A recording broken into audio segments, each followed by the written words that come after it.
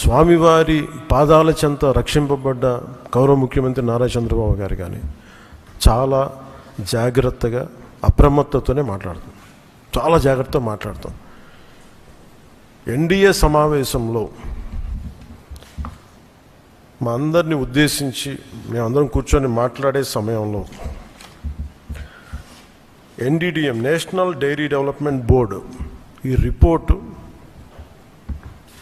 గౌరవ ముఖ్యమంత్రి గారు మాకు చదివి వినిపించారు.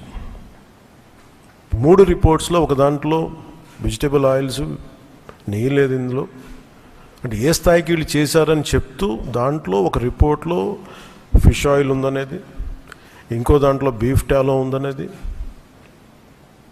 ఇంకో దాంట్లో లాడ్ పంది కొవ్వు ఉందనేది, ఇంకో దాంట్లో గొడ్డు కొవ్వు ఉందనేది. ఇది చాలా సెన్సిటివ్ ఇష్యూ. ఇది ఒక రిపోర్ట్, అది సాలిడ్ రిపోర్ట్.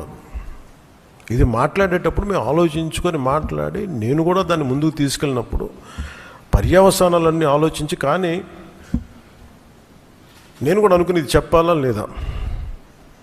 ముఖ్యమంత్రి గారు చెప్పారు దీన్ని ఎంత తీసుకెళ్ళాలి, ఎందుకంటే మా భయం ఏంటంటే సెన్సిటివ్ అయ్యి మనం చేసేసామా, భగవంతుడితోటి మీకు గతంలో చెప్పినట్టుగా రామచంద్రమూర్తిగా విగ్రహం తల నరికేస్తే రామతీర్థంలో దాన్ని చేయడం మళ్ళీ ఇప్పుడు చేసి దీని మీద మనం తప్పుగా అనుకుంటారా, లేదంటే దీన్ని కూర్చోబెట్టి రాజకీయ పరంగా లబ్ధి పొందుతారు, ఇలా ఆలోచిస్తారని చెప్పి 1-2 రోజులు ఆలోచించినా కానీ చెప్పకపోతే ఏం జరుగుతుంది.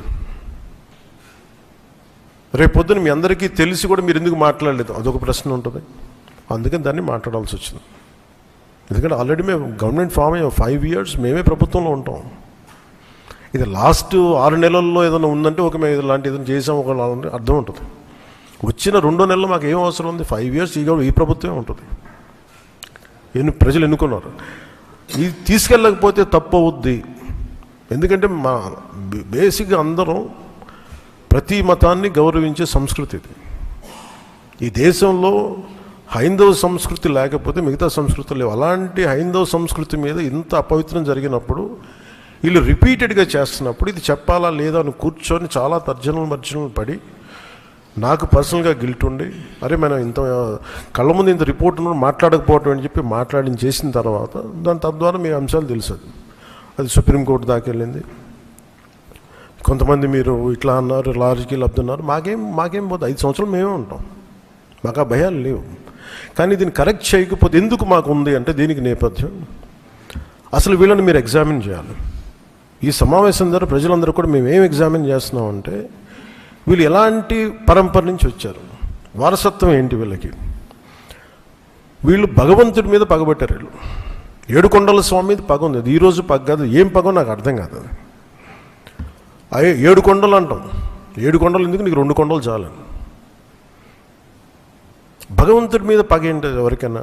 వ్యక్తిగతంగా వర్గాల మీద పగ ఉండొచ్చు, ప్రత్యర్థి మీద పగ ఉండొచ్చు, కానీ విచిత్రంగా వీళ్ళు భగవంతుడి మీద పగబట్టారు.